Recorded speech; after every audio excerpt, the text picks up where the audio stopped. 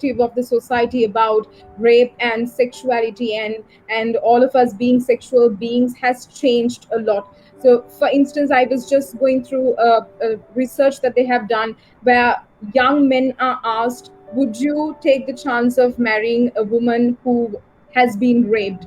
Where in that research, like, I was very happy to see that about 90% of the men are like, of course. I mean, it's just something that has happened to her once, and that does not really define who she is. And that was the response, which I was very happy to see.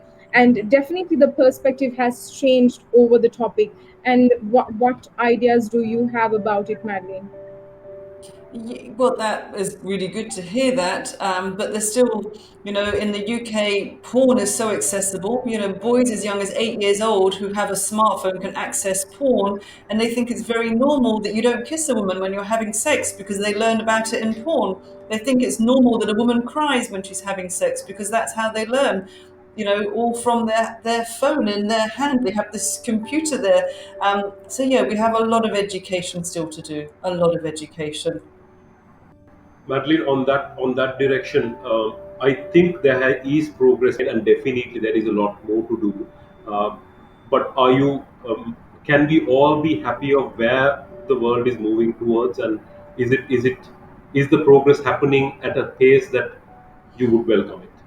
Well, I think it's a bit of a paradox, really, isn't it? Because it's great that so many people now, especially in the UK, are speaking out because we're talking about sexual harassment. This week has been an awful week for women. It's been International Women's Day. We had people attacking Meghan Markle for speaking out about mental health. We had a woman murdered, and then we had Mother's Day. So we had all these mixed messages Yeah. all over the place. But I think it's hard because people are speaking out. So we're hearing all these stories, which is really good, and then that's really hard to hear all these stories because it takes place so much. It's around so much.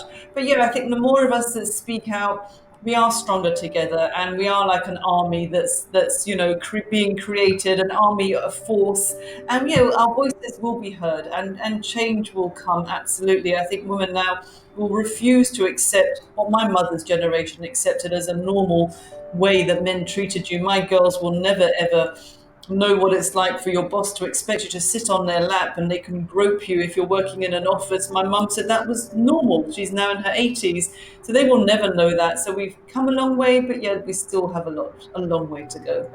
Yeah.